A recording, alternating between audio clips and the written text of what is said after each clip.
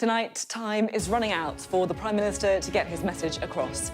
Rishi Sunak tried to do just that as he took questions with Keir Starmer at the Sun's election showdown. For the Labour leader, it was a chance to try to attack the Conservatives on their 14 years in government. And out on the campaign trail, the Conservatives are still struggling to escape the betting scandal. Also tonight, as the DUP launches its manifesto, we hear from the leaders of all Northern Ireland's main parties. Plus, from Blair to Blur, from Theresa May to Brian May, politicians and their obsessions with pop stars. All that and more with Jack Doyle and Tom Baldwin, who will be with us for the next hour. It's Monday, I'm Sophy Ridge, live from Westminster, and this is the Politics Hub.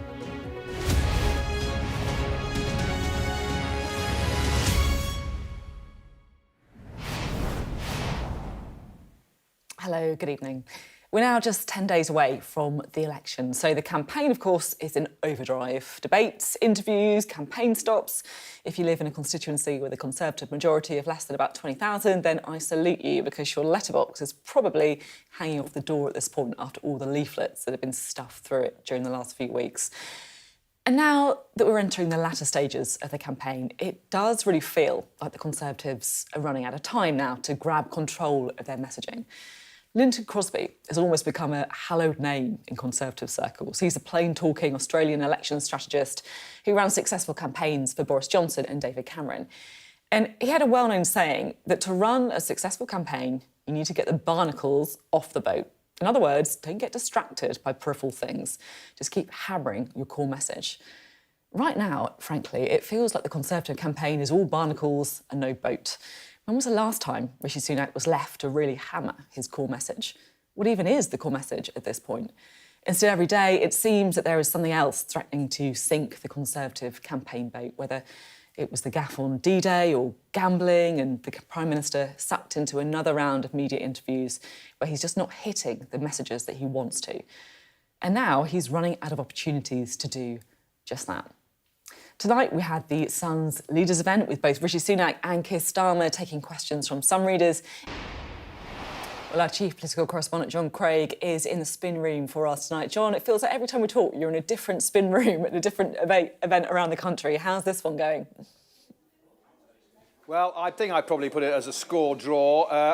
Mr Sunak went first. Dreadful start, really. Struggled on the questions about the Tory betting scandal. At one point, he said to Harry Cole, the Sun's political editor, be careful, just be careful. Then he was, because he was hiding behind this gambling commission inquiry, wouldn't answer questions on that. And then Harry Cole came back with, it looks like the last days of Rome, people nicking the candlesticks on the way out. That got a laugh, as you can imagine. But he finished much more strongly, and he got his attack lines on Labour, on tax towards the end. Shaky start, good finish. Just before I tell you about Sir Keir, let me tell you what's happening in the room here. So this is the spin room. There you have the title of the event, the election showdown. There, sitting down, you've got the parliamentary sketch writers scribbling away. Moments or so ago, we saw Quentin Letts of the Daily Mail with his head in his hands. I don't know if that was a verdict on the debate. At the back of the room is Matthew Doyle, Labour's Director of Communications, in full spin, like a washing machine. We will be speaking very shortly to Jonathan Ashworth from Labour, who's here, and Gillian Keegan from the Conservatives. As for Sir Keir, well, he got bogged down again, that question about his support for Jeremy Corbyn at the last general election. Those questions seemed to go on for a very long time at the start. But then he was stronger when he started... The controversial subject of Labour's education policy and getting rid of the tax breaks for private schools and his defence of giving more money to state schools, that went down well. Also, when he talked about his personal experiences of the NHS, how his mother was sick and so on, he got good applause for that. He was heckled a few times, actually, Sir Keir. But all in all, it was a fairly solid performance. There's another TV debate coming up on Wednesday, but This one here was pretty lively, actually. The audience were very good, as you might expect from Sun readers. There was a retired police officer who was asked some quite tough questions to both Mr Sunak and Sir Keir Starmer. And as I say, there were a couple of heckles, but I think they both emerged unscathed. Score draw, I'd say. They both had their wobbly moments, but they both had some good moments too. Score draw, that's about it there from John Craig. I particularly like your description of Matthew Doyle spinning like a washing machine. That's a great, great use of adjectives there. John, thank you very much indeed. John Craig. Well, as John was just saying, both leaders were asked about the gambling scandal, a saga which shows no sign of going away anytime soon.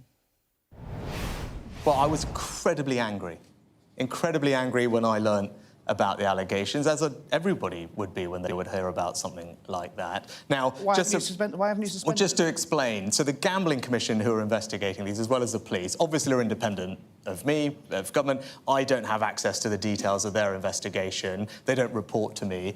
But what I can tell you is, in parallel, we have been conducting internal inquiries of our own into the situation and won't hesitate to act when information or findings come to light. Surely that can't take too long. You just ask everyone in the room if they put a bet on when they found out about the election. You were there. You must have known who you told, right? Harry, these are really serious matters. You promised... And they're subject... They're really serious. They're subject to multiple independent investigations, including a police criminal investigation. It's right that nothing that I do or anyone does compromises the integrity of those investigations, and you understand that. But I want to reassure people, we are in parallel and have been conducting internal inquiries and won't hesitate to act if findings or information comes to light. Rishi Sunak there on the gambling saga that shows no sign of going away soon. Well, joining us now from the spin room is the Shadow Paymaster General, Jonathan Ashworth. Right, ready for some spinning. What's your reaction to the debate? Well, I think what it is confirmed that if you want change after 14 years of failure under the Conservatives, then you have to vote for change on July the 4th, and that, of course, means voting for Labour. That is the only way in which we can turn the page on the chaos and decline that we've seen. That's the only way in which we'll start fixing our NHS, rebuilding our NHS, creating good, well-paid jobs for young people, and, of course, fixing the problems at our borders. Keir Starmer was given, again, quite a hard time about his support for Jeremy Corbyn. One member of the audience saying that he's effectively lied to people if he was saying that he would be a good Prime Minister at the time. Now, you, of course, served for Jeremy Corbyn. I remember interviewing you many times under Jeremy Corbyn's leadership when you were part of the Shadow Cabinet. Have you had, I guess, any kind of existential questions about your support for Jeremy Corbyn, or do you think that actually it was the right thing to do? Well, look, I never supported Jeremy Corbyn to become a leader of the Labour Party, nor did Keir Starmer. He voted twice against Jeremy Corbyn becoming leader of the Labour Party. Keir Starmer told Jeremy Corbyn what he thought of his leadership and said he shouldn't continue as leader of the Labour Party. But of course, look, I've been in the Labour Party since I was 15. We all knew we were going to get hammered in those elections, but I wanted to do all I could to get good colleagues re-elected. Many of them sadly lost their seats under Jeremy Corbyn, but we worked hard to get good colleagues re-elected because we knew we'd have to rebuild and change the Labour Party after the election. And we have changed the Labour Party. It's a different Labour Party. And of course, Keir Starmer has changed the party. Jeremy Corbyn isn't a Labour candidate. He's standing against the Labour Party. I just contrast that with Liz Truss, who is still a Conservative Party candidate. And Rishi Sunak, because he is so weak, has refused to take action against Liz Truss, as he's refusing to take action against these candidates who are caught up in this insider gambling scandal. Just a genuine question about, your own support of Jeremy Corbyn. Look, I absolutely take your point that you didn't vote for him to be leader, you don't come from his wing of the party, but it is true, you were one of his, most prominent media performers for a long time. You were out there defending his policies, defending his premiership on the airways a lot. I know, because I was there. I was out there talking about the health service and talking about what I wanted to do to fix the health service, but I think we both know that neither of us expected Jeremy Corbyn to win. We were both anticipating a hammering for the Labour Party in those elections. We did get a hammering. When you've been a member of this party since you was 15, I mean, this is whatever people think of the political parties, The Labour Party's been around for over 100 years. It's bigger than any one individual. It's created the NHS, it introduced the minimum wage, it introduced lots of race relations and equality legislation in the 1960s. Those of us who believe in the cause of social justice wanted to do all we could to fight for the future of the Labour Party and ensure that once that election was over, we were in a position to pick up the pieces, which we have done, and we've changed the Labour Party. Jamie Corbyn's not a candidate in this election. Liz Truss is a candidate. And after all the damage that she's done, after sharing platforms with Steve Bannon and not taking on people with very extremist views, she's still a Tory candidate. Rishi Sunak's done nothing about her, and he's done nothing about these candidates up to their necks in this gambling scandal. Let's throw forward, shall we? Because today there was some interesting reaction from the Institute for Fiscal Studies, very respected think tank. They've accused pretty much all parties of a conspiracy of silence over public finances and ducking the painful choices that are going to be needed after the election. Now, this is what I don't get. For some parties, that kind of makes sense, right? Because if you're not going to win the election, you can promise whatever you want. You can promise, apple pie and ice cream, absolutely no problem. But for Labour, the polls suggest you're on track to win the election. So, don't you need to be a bit more honest in your manifesto? Well, of course, the IFS are right to raise their concerns about the state of the public finances because they are shot to pieces because of the decisions taken by Liz Truss and the Conservatives. They're absolutely spot on in raising those concerns. But where we part company from the IFS is that we think we can be better in this country on growth. I understand why the IFS are sceptical, because growth has been paltry these last 14 years under the Tories. But we've got an industrial policy to stimulate growth. We've got a science policy to stimulate growth, a skills policy, a welfare reform policy, an energy policy. And we think focusing on all of these big microeconomic issues, if you like, will actually get growth motoring in our economy, which will transform the position of the public finances. Putting aside whether or not the growth strategy will work, because obviously we've heard that from many politicians before, but even assuming it does work, firstly, the current growth forecasts many people think are already wildly optimistic.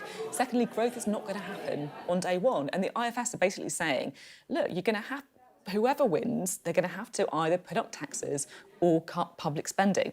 Don't you have to roll the pitch a bit if you're Labour? Because otherwise, you might win the election, voters turn around and say, hang on a minute, this was not what we expected.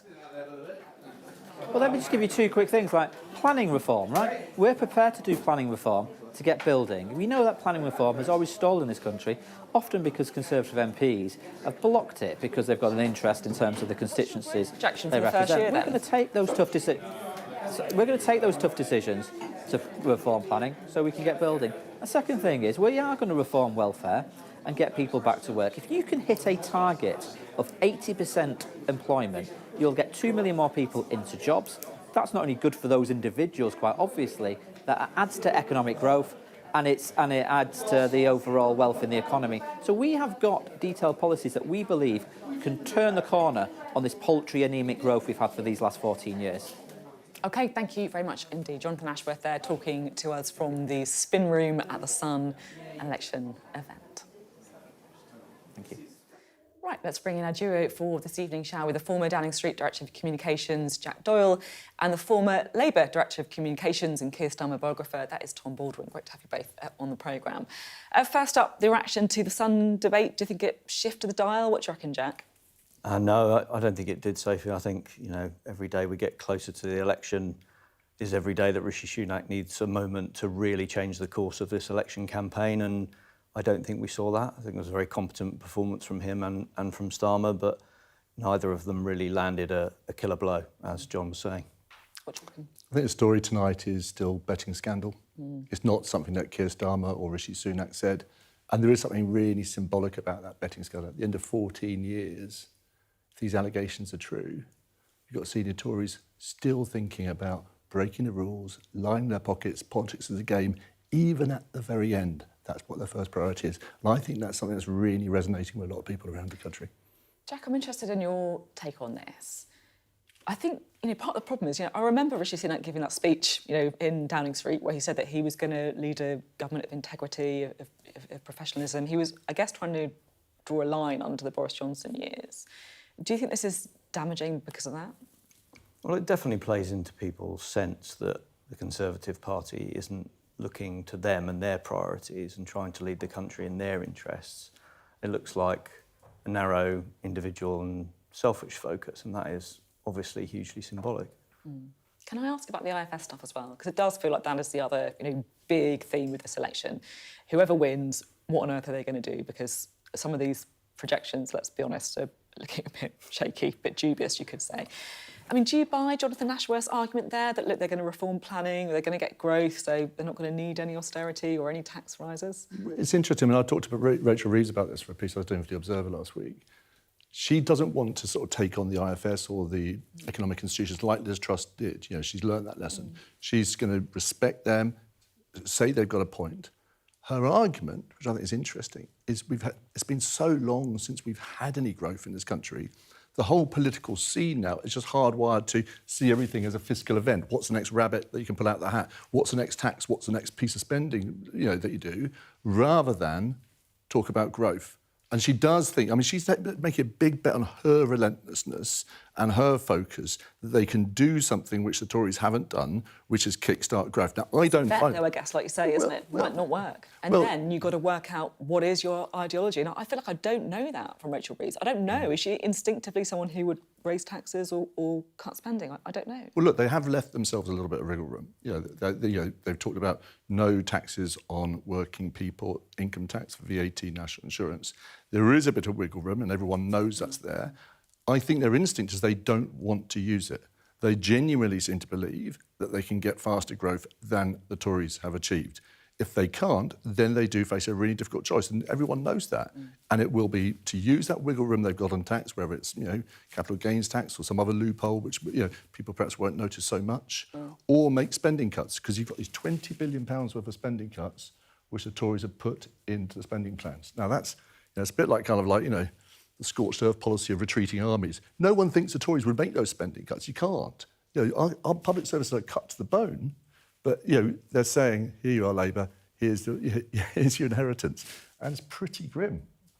Yeah, I think it will be difficult when they get in. I think that is an assumption that we're all working on. I think the other thing is it's not easy to get that growth. I think they say, we'll do planning reform and that will sort of overnight supercharge things. It's going to be a very long game they're going to have to play. And, there's going to be a lot of expectations management they're going to have to do at the beginning. When Rachel Reeves does her first budget, what actually do they think they're capable of achieving in the long term? And I think that's the game they will play, is that they will hope that it will be difficult at the start, but they will pass some serious and radical legislation or planning or other things, get business investment in, hope that windfall in terms of the public finances comes towards the end of the 5 years.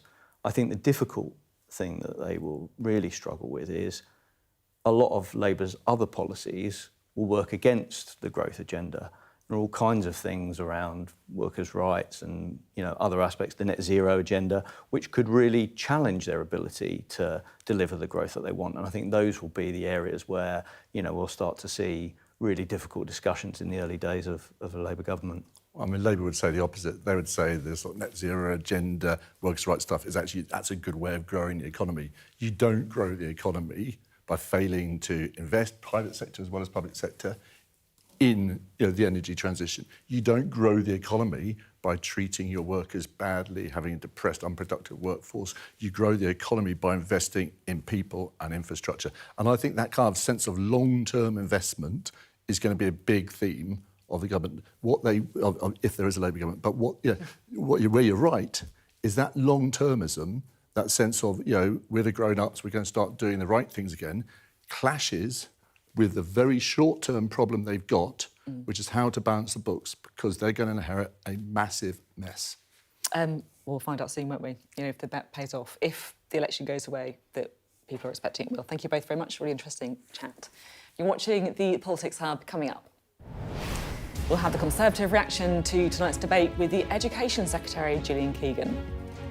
Plus, we'll have a special report from Northern Ireland looking at what the 5 parties are offering the voters ahead of the election. And which pop stars do our politicians turn to when they fancy a little Theresa May-style dance? We've got the perfect music and politics crossover quiz for you.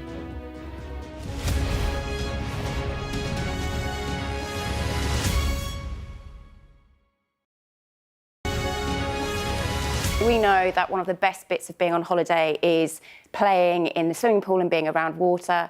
And it's really important that you do everything you can to keep your children safe.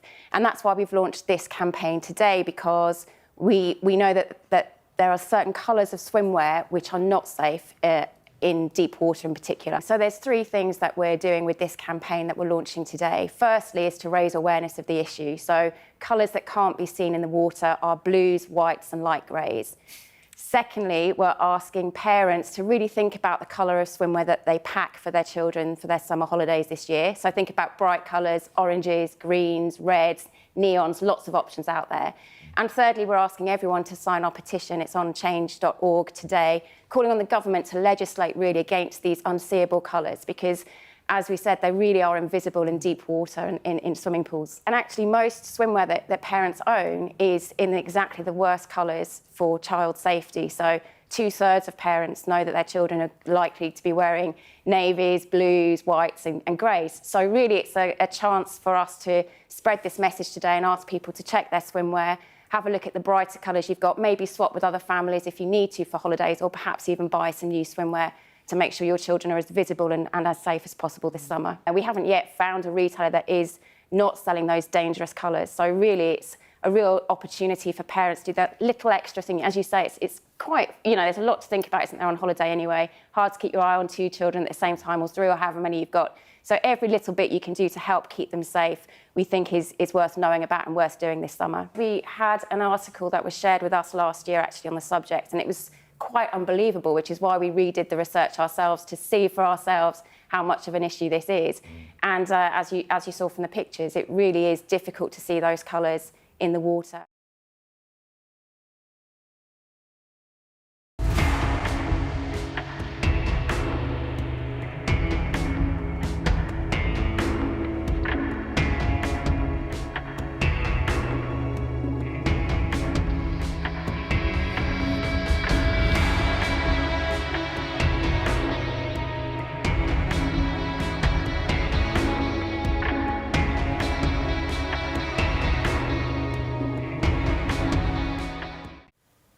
Hello, welcome back. Well, let's stay with tonight's debate, shall we, and get a bit more reaction from the Conservatives now.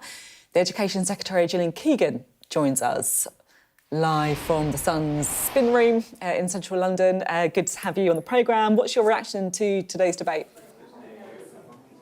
Well, I mean, clearly I'm here to support Rishi. I think he did a great job of really going into quite detail about lots of different subjects, answering with a clear plan pretty much for everything, showing his experience really of having to deal with some of the biggest issues that we've had to deal with, whether that's the pandemic or Ukraine or even Israel and Gaza. He's had to deal with some very difficult issues, and I think that experience shines through. It feels a little bit like you're, I guess, struggling to get your messaging out because the campaign has just been continually engulfed by stories like the betting scandal. We saw it again come up tonight, with people linked to the Conservative campaign putting bets on the timing of the election. How confident are you that your fellow cabinet members haven't placed a bet? Oh, I'm very confident, but the thing is, it's always been difficult, Sophie. I mean, I've been on your show and other shows lots of times, and I'm trying to get over things like, 90% of our schools are good or outstanding. It was only 68 under Labour. Our kids are now 4th best in the world, 11th in maths, and they're 33rd in Wales for maths. I'm always trying to get the facts over. And when people say to me, why didn't I know that? I think, well, I try, and I try to get them over, but there is always some other thing that somebody else wants to talk about. And actually, when it gets down to an election, I mean, it is a week on Thursday that we'll have to make a very big decision. And it is a big decision because we're not out of the woods yet. We know that. We know we've still got massive backlogs in the NHS. We know we've still got, to grow the economy. We know we've got inflation under control, but we've still got lots of other things to make sure that we really rebuild our country after the pandemic. So it's a really important issue. And I do want to go on our record a lot more, particularly in areas like, education, which is that I've been responsible for. I guess, the issue over gambling is that I really remember, that first speech that Rishi Sunak did on the steps of Downing Street where he said his government would have integrity, professionalism and accountability at every level. He made it his whole kind of, reason for being. So I just don't understand, why haven't the people who are being looked into, why haven't they been suspended? Well, look, I've been a member of his government and I sit around the cabinet table with people that I think absolutely every day embody everything that he said on the steps of Downing Street. And I honestly doesn't feel like it right now when you've got a police investigation, the gambling commission investigation. It doesn't feel like that. Yeah, and to be fair, you know, those things, I mean, hopefully they can be done quite quickly. I don't know what the timescales are. But to be fair, you do need to allow people to have due process. And, you know, that will actually be determining then what follows, what actions need to be taken. You do have to put them in that order. That's pretty normal to put them in that order. I understand the timing is terrible. It's terrible for Rishi himself. And he's obviously very angry about it, as we all are. But you do have to get the facts established and then take the appropriate action based on what they tell us that is. Does it feed into some people's, I guess, worse feelings about the Conservative Party, perhaps, you know, thinking about Boris Johnson, thinking about Partygate? You know, as Michael Gove said, one rule for you, one rule for everyone else. I mean, you don't feed... What you see in the sort of Westminster bubble, the sort of journalists, what I'll hear here, is very different than what you hear every day out on the doorsteps. I mean, a lot of this stuff doesn't cut through. Really what they want to talk about, you know, how you're going to help their family or their local issues. You know, that's literally what they want to hear about. And there are still, and this is one of the things that I think most people are saying, despite all the various polls, there are still a lot of voters who are undecided, who, you know, we hope they'll vote for us. They have voted for us in the past. They haven't made a decision to go to another party. And it does make things more difficult, but that's why we're out there all day, every day, saying, look, this is a big decision. This is a big decision, and you need to either have somebody with a plan or somebody that says change. There are a shower of slogans. It's like change for what? Change for change's sake.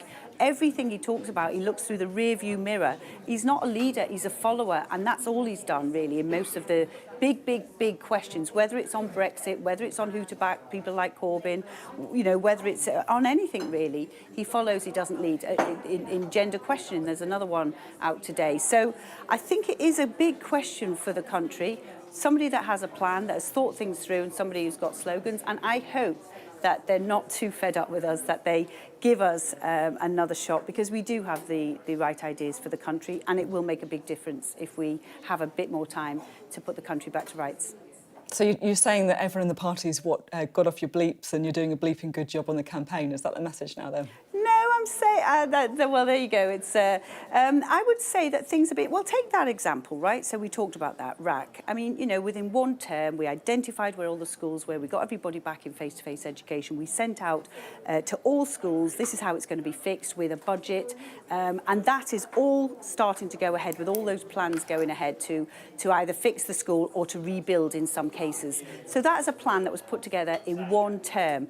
The Labour Party are now saying they're going to pause all of that. They're going to pause all the hospital rebuilding. They're going to pause all the new developments. And for what? I mean, RAC is well known. It's out of date. No political party is going to make a different choice. So you have to just get on with things. But that was something that, again, we got a plan, we've delivered, and, you know, everybody knows what they're doing, apart from the uncertainty now caused by the election. So that, I think, is just one example of many examples of once we've been faced with something, we've taken the right action, we've put a plan in place, and we've dealt with it. And that's all you can do. You know, it's very complex when you're doing, you know, running things in government. There'll always be something that comes up. There'll always be something new, either in our country or outside of our country. It's how you deal with it and how you put your plans in place to make sure you deal with it fairly. And I do feel that we've done that. And I also think we've made some brilliant progress on things like education. And if you compare our record on education with Labour's in Wales, theirs is dire and ours is absolutely fantastic in terms of the outcomes now for children.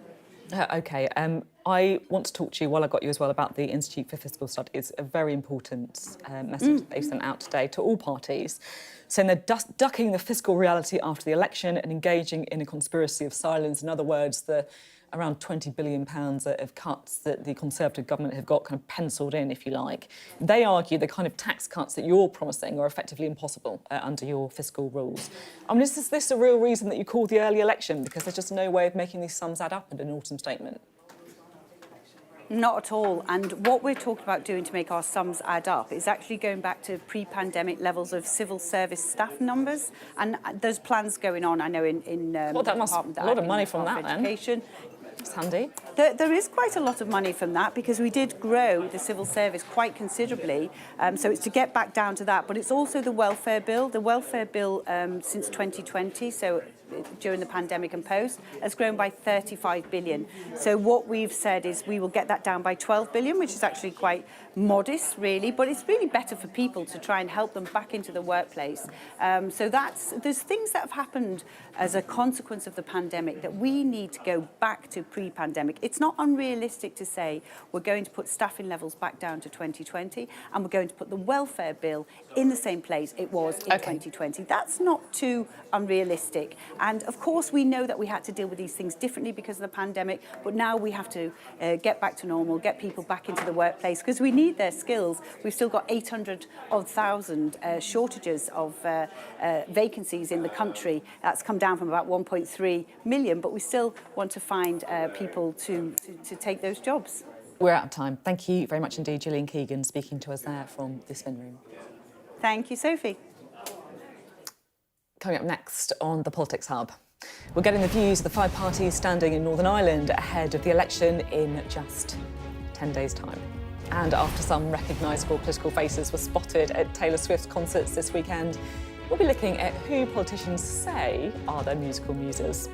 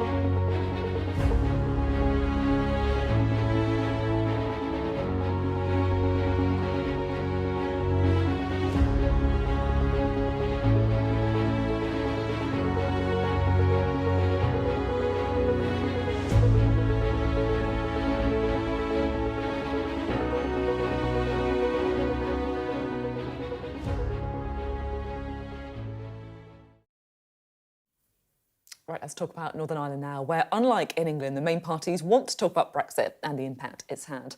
Our senior Ireland correspondent, David Blevins, has been speaking to all the main parties and has this special report. There is always tension brewing in the politics of Northern Ireland. 5 main parties are contesting the general election here. We invited leading figures from each of them to sit down for a chat. Michelle O'Neill from Sinn Féin and also First Minister of Northern Ireland. I'm Emma Little-Pengelly, the DUP, and I'm Deputy First Minister of Northern Ireland. So I'm Doug Beattie, I'm the leader of the Ulster Unionist Party. I'm Naomi Long and I'm leader of the Alliance Party in Northern Ireland. I'm Colm Eastwood, leader of the SDLP. Michelle O'Neill, give us 3 words that describe your party. Does it matter to people in Northern Ireland if it's a Tory government or a Labour government at the end of the day?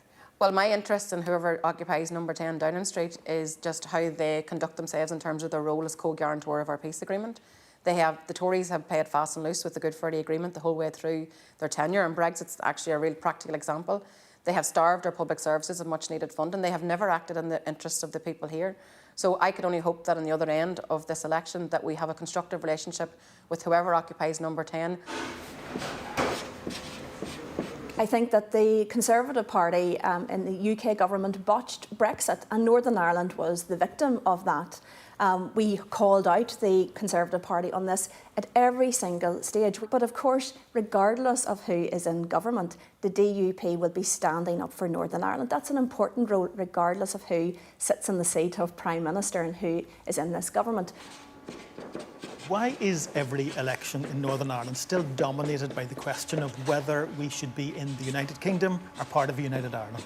We want a united community, but the long-term vision for that united community is within the United Kingdom. Other people want a united community, but their long-term vision for that is within a united Ireland. So for me, this constitutional question is still important because we are still in a society which is driven by deep and differing aspirations. The Good Friday Agreement gave us a democratic route, actually, to decide the future of Ireland. And for me, it's about a process of reconciliation. We want to bring people together. I want to see a united Ireland, and we will work every day to do that. But we respect that other people have a different view, and sometime in the future, we'll have to decide this democratically. It's very easy to gather votes if you say that you're for United Ireland or you're for the United Kingdom. You can almost wrap yourself in a flag and then expect people will vote along those tribal lines. And I think one of the exciting things that's happened in Northern Ireland over the last 10 to 15 years it's just the number of people who have migrated away from that kind of politics and towards a party like Alliance, which offers a different vision for the future. You're currently Deputy First Minister, but you've also been an MP. So which has most influence in Northern Ireland? Which Parliament? Is it Westminster or is it Stormont? Well, of course, we operate in a system of a mix of devolved and reserved matters. So, of course, each body will have a focus. But, of course, Westminster matters, Stormont matters. It's important that people take their seats, that they turn up and they fight as part of a strong team. I think this is an opportunity to vote for politics to work here at home, about taking control of our own fortunes. But at the heart of all of the problems that we face here is the fact that the Tories for the last 14 years have starved our public services of much needed funding, and their antics in terms of the Tory party itself, they tanked the economy, they drove up inflation, they put the cost of living burden very much on workers and families. So this election is actually a real good opportunity for people to have their verdict on all of that. To what extent do you think the outcome of Brexit, that trade border in the Irish Sea, will feature in this election? Brexit was a defining moment. It absolutely undermined the cohesion of the United Kingdom. And I think we can see the outworkings of that even today. And whatever government gets in, and we all think it's going to be a Labour government, I think they're going to have to work on that cohesion as one of their main outputs.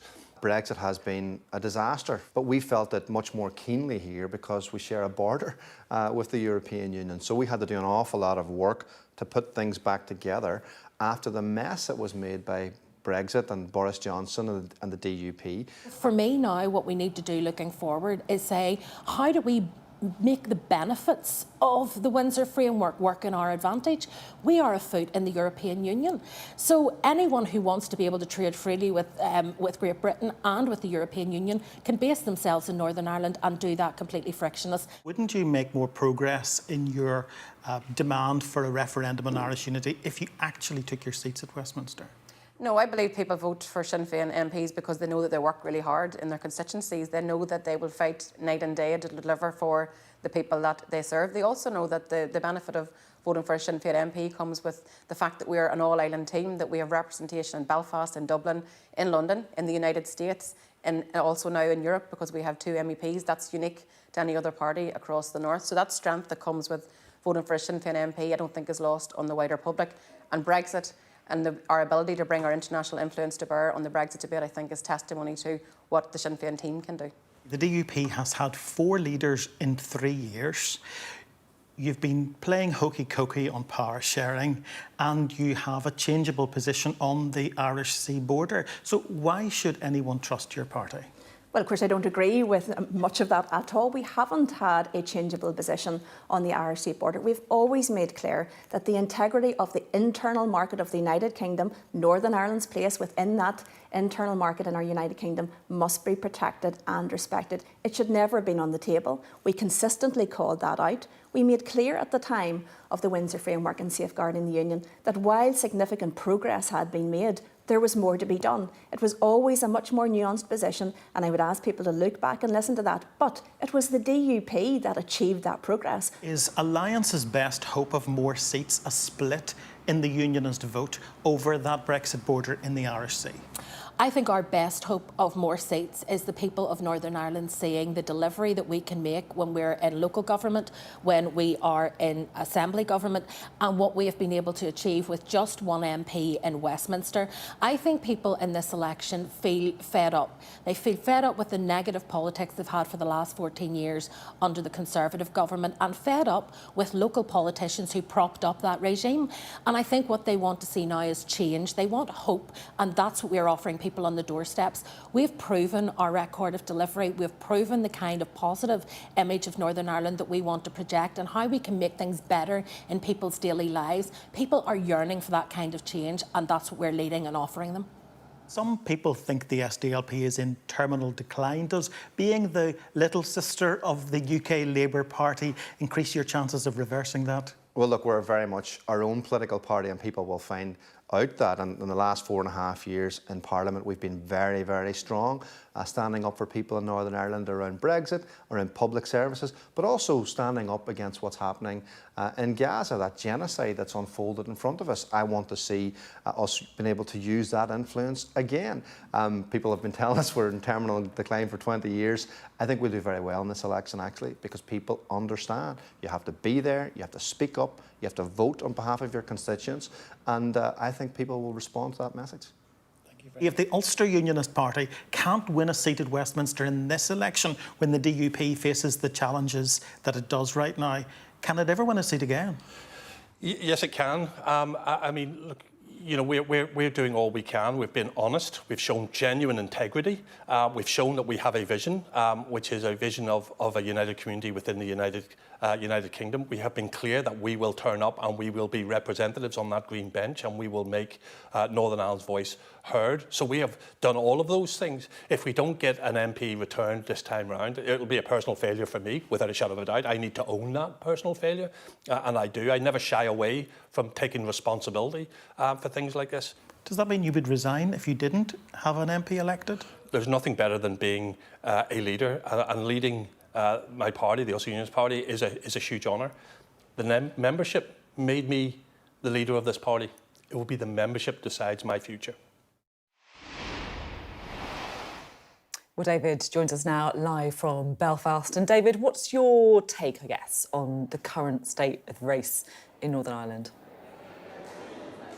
Well, Sophie, I think there are 2 bespoke issues for Northern Ireland, one being the long shadow of Brexit. You will remember that in order to get Brexit done, so to speak, the Tory government agreed to a trade border in the Irish Sea between Great Britain and Northern Ireland. And that's very challenging for the Democratic Unionist Party. In particular, they campaigned hard for Brexit, but they're very unhappy about the consequences of it. And we find an unusual cohesion between the 5 parties today.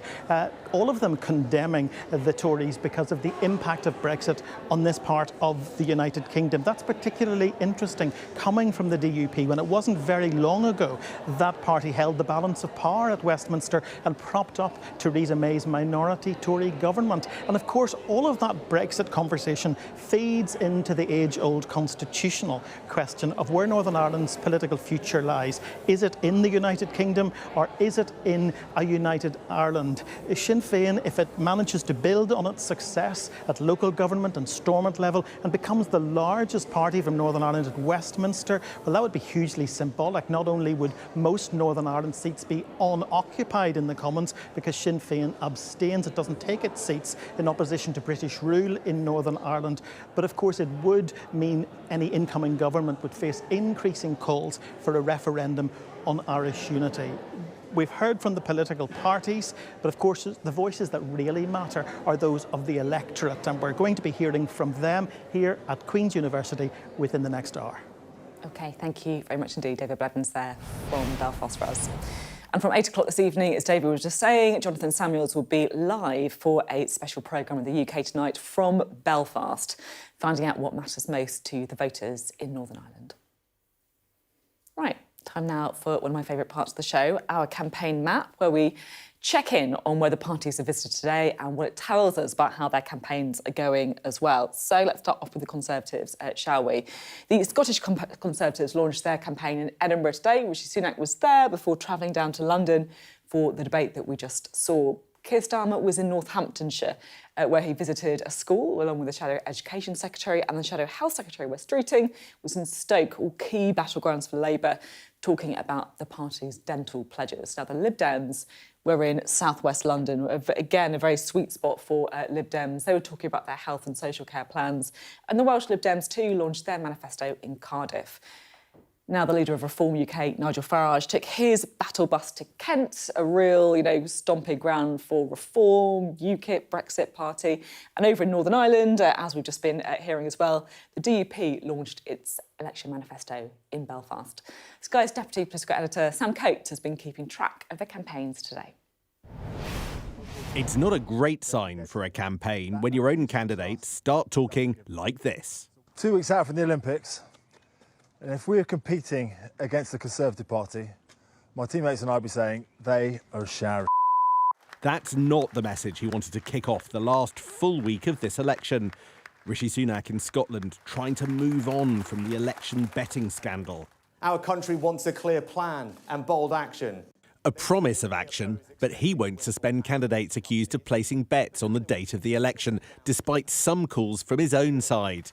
Instead, a new inquiry. It's important to remember that the Gambling Commission investigations are independent. I don't have the details of those. They don't obviously report to me. But what I can tell you is we have been in parallel conducting our own internal inquiries and will, of course, act on any relevant findings or information. Labour want the focus today to be on Tory decay. The slogan is about dentistry, but this whole story a gift for the opposition. The Conservatives announced today an internal inquiry into the betting scandal. Do you have any confidence in that? I have as much confidence in the Conservative Party on ethics and integrity as I do a chocolate fireguard. Why doesn't he come out today and tell us who's implicated, who's under investigation and what he's going to do about it? A probe supposedly starting in here, Tory HQ. But is it really serious? So an investigation announced today, but gambling industry sources tell me that they can't share any of the details with Conservative headquarters behind me. So what this amounts to is an attempt to regain the political initiative, which they hope will put the focus back on their rivals.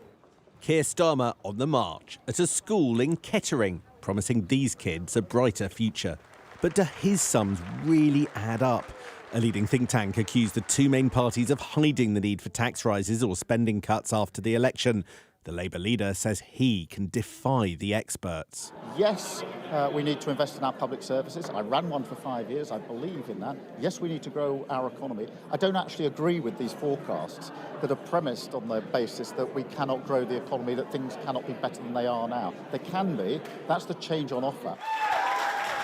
Rishi Sunak ending the day in Chelsea. He hoped this election would be about the risks of Labour, but gaffes and scandals eclipse these efforts. Just 10 days to turn it around. Sam Coates, Sky News. Still to come on the Politics Hub. Which politician is a dancing queen? Who claims to be an Arctic Monkeys fan? We'll be taking a look at which pop stars those of Westminster are listening to or claim to be listening to. That's next.